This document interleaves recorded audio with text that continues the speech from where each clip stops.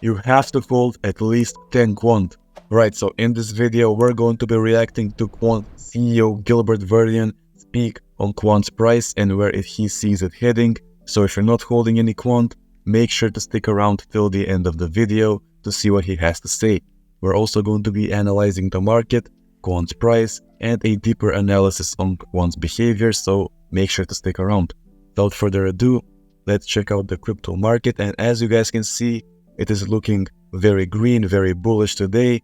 We've got very many winners like IOTA, which is up 16.2%, Hex, which is up 20.4%, Terra Classic, which is up 24%, and other winners as well. It is a very good day for the crypto market. Quant, specifically, it is sitting at 0.2% down for the day, but it's still sitting at over $100. More specifically on Quant, its price specifically is $100.75, with its market cap being down 0.1%, its volume being up 0.1%, and its circulating supply sitting at 12.72 million. And yeah, with Quant, as you guys know, this is a long-term project, and more specifically on that, its behavior is also pretty consistent ever since it had the rise. Now, ever since Bitcoin rose as well, ever since it started looking more and more bullish, Quant obviously followed, and we analyzed that on the channel, so make sure to check out our previous videos if you want more context on that. But basically, ever since it broke the $90 line and the $100 line, it has been fairly consistent, standing between $95 and $105. Maybe it went a little bit above for some timestamps, but mainly it was sitting at $100. Now, that is a very good price for Quant to accumulate. Now, obviously, I have been accumulating Quant.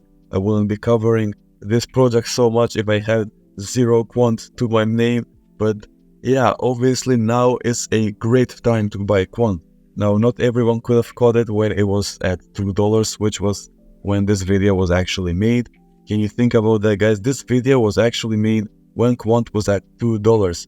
Ever since then, it reached all heights to $430, and yeah, it's sitting at a, like I said, a very, very consistent 100 right now. So that's the difference Quant can have in a couple of years. As you guys can see, a couple of years ago, it 50x. Now, it can 50x again. That is what that means. And yeah, it's only even starting. It hasn't even started yet. It hasn't started even reaching its full potential. So that is something to keep in mind. So yeah, with that being said, let's check out what Gilbert, Quant CEO, has to say about Quant. Plus Ripple, plus Ethereum, plus Quorum. Interesting you say that. Let's explore this a little bit now, Gil. So you mentioned banks. I know that you're talking to a lot of different banks, and they're big banks universally. I'm not here to FOMO, but it's just going to happen because you're talking at the highest level with these enterprises. Banks are well known around the world as some of the most powerful entities on the planet. So, Gil, do you see yourself as a mainstay protocol or a mainstay system that can be onboarded to these institutions, that are a global force? Do you really see that happening? Yeah, so that's a very good question. Obviously, now we all know the answer to that question, but this was 4 years ago, like I said, and nobody except Gilbert could have possibly seen Overledger going so far as it did. Obviously, now it's pretty much tied to everything, and it will be tied to everything in the future, even in the near future at that. So yeah, let's see what he has to say right here. Yeah, no, it is already happening. So the clients that we work with, they love the technology because they can just get started in as little as 8 minutes is what we put out there, but it's less than that. So what they love is they're able to take what they're doing internally, add Overledger to it, use our gateways or have their own. So the banks can have their own gateways. BankX can have overledger.bankx.com, whatever it is. Yeah. And they can then start using multiple blockchains today. Wow. And so Gil, yeah, so like he said, even back then, he had big clients using the Overledger. Now, right now, obviously the list is endless, but back then, even in 2019, even when Quant was at $2, he had huge huge clients using the Overledger platform. Let's take it in a real context. I've just arrived to your office. We're scheduled, and I want to know exactly what I can do. I'm a big bank. How does it work out? How does this unfold in the discussion? What kinds of things do you actually say? Yeah, it really depends where they are. So there's really three types of clients. So they're the ones that are considering blockchain. That's the first type. There's the ones that are in pilot or want to do a pilot, and they're looking at different technologies. And then there's the third ones that are already live with blockchain. So they're the type of clients we like to talk to and work with. So the ones that are considering blockchain, we tell them to use Overledger because it gives them a safe environment to be able to try the different blockchains, do the experiments in a safe sandbox. Yeah, right. So that's the thing with Overledger. That's one of its main features, actually. It's how safe it is, how easy it is to use, and how smooth it makes every transaction. And yeah, the interoperability that it solves is something that any enterprise can use. And even back then, I'm very, very flattered to see that the enterprises knew what was up and knew that the future involved the Overledger. And yes, the people or the enterprises that actually took part in the Overledger even back then are the happiest right now, trust me. And try the right, all the different types of blockchains until you find the right one. Mm-hmm. And that's quite important because right now they don't know what blockchain they need. And it's very difficult if they don't have Overledger to do that because they have to try one, stop, start again, try the next one, stop. It's very disruptive. That's a really good point. Yeah, that is a really good point. Now, obviously, older enterprises cannot know what blockchain they need to use, even if they want to get into blockchain. Now, the Overledger is actually giving them the freedom of having to fail and finding the right blockchain for them. So, yeah.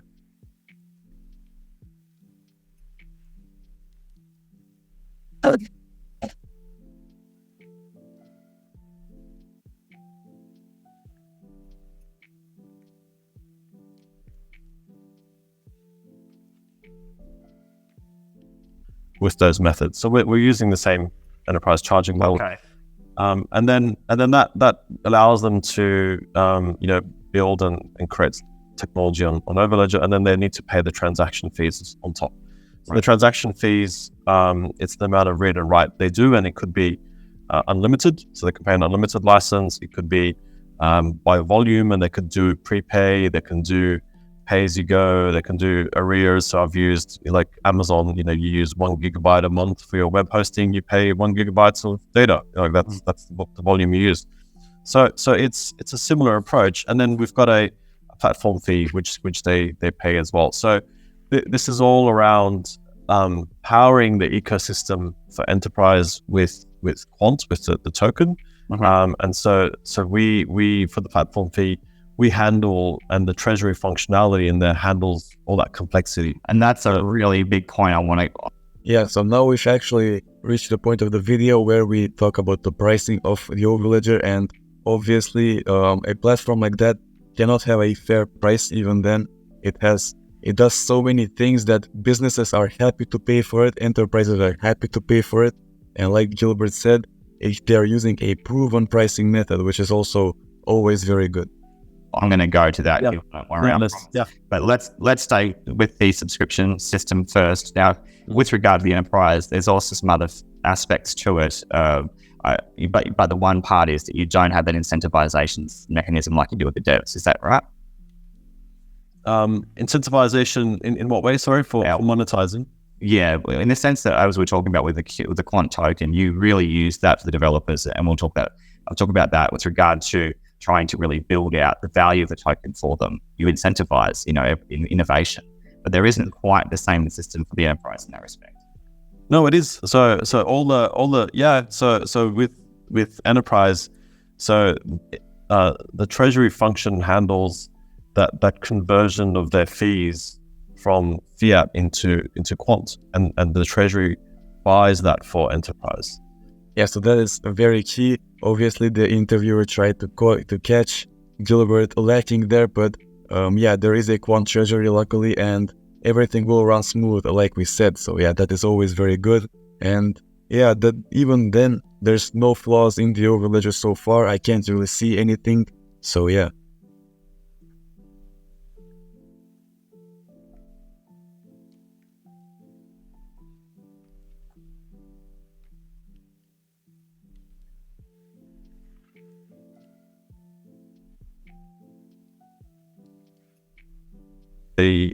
it's only when you issue an offering which can fall under a security, which is the issue. Right. Okay. So let's just go there now, then, Gil. You've got partners all around the world. You've got business interests. How is it going in the US? Because you were there recently. Yeah, so obviously the US is the biggest market for anything really. So yeah, this is very interesting even 4 years ago to see how many clients does Gilbert have for the Overledger in the US. Yeah, we were. So we had a really good, solid. We were there for I think like 3 days or something. So we had a few meetings lined up, and then through introductions, we kind of doubled all those meetings, and we were just back to back for 3 days almost. Right. So very. We went to the US in May last year to understand the market and look at the appetite of what our technology can bring to that market. Excuse me. And last year we found the market wasn't ready. The regulators weren't ready. The appetite wasn't there. The environment just wasn't right. Okay. But going there again this year, especially in New York, we found it to be absolutely spot on. And so what we've decided is we're going to open up and expand into the US, and that's a corporate strategy we're doing. We've got some big players that are going to be part of that expansion. Like I can't say. We will make the announcement within the next week. Wow, that's going to be cool to hear about. Yeah, so even then, as you guys can see, he had big players coming, and obviously he didn't mention them, but we all know who they are now. We've covered them plenty of times on the channel, so make sure to check out our previous videos if you want to see which big players Gilbert has been playing with the Overledger. So yeah, basically now he's even more global. It's crazy to see how far the Overledger platform has gone, and you can even see with the Q's price, like $2 was its price back in 2019, and now it is sitting at $100. It even reached $430 at one point. So yeah, that goes to show how much a coin can actually change in the coming years with the right team behind it.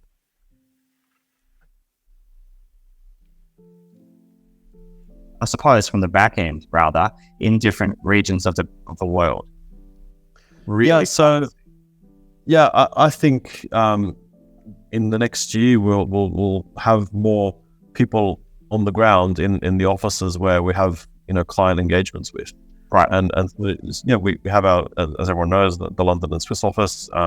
We've got the office in Australia, and now we're looking at the US next. So we'll have more people in those offices, just filling up and meeting the clients that are talking to us. Right. So like you said, even back then he was looking to get global, and now it feels like everyone knows about the Overledger, and it's only getting started.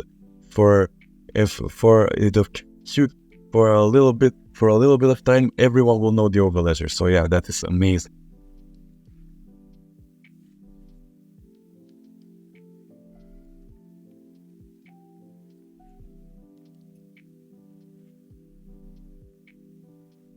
It is to use blockchain with Overledger with just 3 lines of code. Wow. There's really no barriers to create some, innovative applications. Sure. Now, Gil, what about marketing? You talk about, all of these things you're doing, and it's almost like you infer that because of the enterprise-centric approach you're taking, that the mainstream will just sort of flourish. Do you think that you need to engage more in mainstream marketing, or is that just not necessary right now? Yeah, so that's a very interesting question, especially I can see where he's coming from. Back then, as the Overledger wasn't as well known, it wasn't as well established in this space, so yeah, I can see why he would ask that. So I'm very interested to see Gilbert's response, actually, 2019 Gilbert's response. No, we do, and last year we didn't as much. That wasn't a huge focus of ours to go and market and do gimmicky stuff, and we didn't. And we focused on the tech, and we got that out. So now that we have real world use cases, real world clients, we're hiring a marketing lead. We actually have an interview this week for three candidates, and we've got agencies, we've got content specialists that do particular things, video editors, animators. So we're hiring all these different types of people for the different work that's being done in the background to get this out. And right. So our yeah, that is why this project has actually been so successful. Obviously, so many projects just focus on the marketing at first and they don't focus at all on the tech, and that is why they fail to build an actual community. But right now, the people who are holding Quant hold it for their technology, not just for their marketing. Obviously, marketing is important, but Quant actually has something behind it of substance. Not just something, but a very, very, very good thing and a very good problem. That is something that they're solving, a very difficult problem to solve, and that is why people are holding. Not objection, sorry. Our aspirations are to be, front and center with Accenture, IBM, and Overledger is the next, thinking. Sure. Now, as we say, as Aussies, you're not here to muck around, mate. You're here as the real deal, and you want to be a force to be reckoned with. Now, what about interoperability of other startups? Now, I don't mean just blockchain. In Europe, I have to say some have impressed me personally so far, based on the way in which they generated revenue. So I'm going to name some names. For example, the OWN network, also Unibro. They both have stated clearly that they are able to produce revenue. That is of interest, I think, to many people trying to understand the real value of some of these. Are you planning on engaging, Gil, with any of these in any way or any other, without trying to FOMO that, but just be real? Yeah, we love startups, and we go to the events and talk to other startups, and we're partnering with lots of startups as well. So we've already, announced the partnership with Crowds. So Crowds are doing a lot in the trade finance space, paying for invoices, which is what their platform is on. Yeah, so it's very, very good to see how much he was for partnering with other startups even back then, and now it's crazy how many partnerships he has actually done. And yeah, that's indication of a good businessman and of a good business mind, not just a good tech mind. He knows what to partner with, he knows who to partner with, and that is very important, not just in marketing, but also bringing the tech forward and bringing the whole project forward. They're adding Overledger to their platform and giving, their customers choice and interoperability, which they never had before. So as you can see, Overledger was added to this platform even back then. So now it's crazy. It's really crazy. So that's a startup working with big banks, on day one. And so we like support other startups. We like supporting, yeah, absolutely. And Alliance Block is another one, which is really around STOs and having an ecosystem to launch STOs and do that in a safe way. So you're pro STO. We're pro startup, so that's what they do. That's pro startup. That is exactly how I would describe Gilbert as well, and that is how he describes himself. So yeah, that is also very good.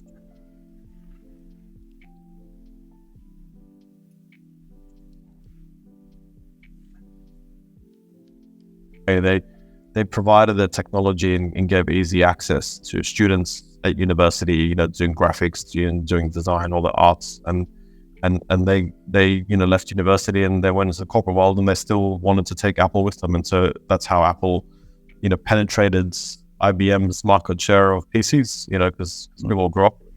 Right. Well, Gil. Yeah. Well, also that's a very interesting point of view from Gilbert. He is using the Apple marketing strategy and he is using the Apple template, and yeah. You can only learn from the best, man, and that is what Gilbert is doing, and that is why the Overledger is the best at what it does. So yeah, with that being said, guys, that was the video for today. Make sure to check the entire thing out if you want to, and yeah, let me know your thoughts down below about Quants price. Where do you see it heading? Do you see it going up? Do you see it going down? Are you bullish? Are you bearish? And yeah, do you believe that this is a short-term project or a long-term project, like we've been saying? So yeah, let me know all your thoughts and more in the comments down below. As always, I love talking to you guys today, and peace.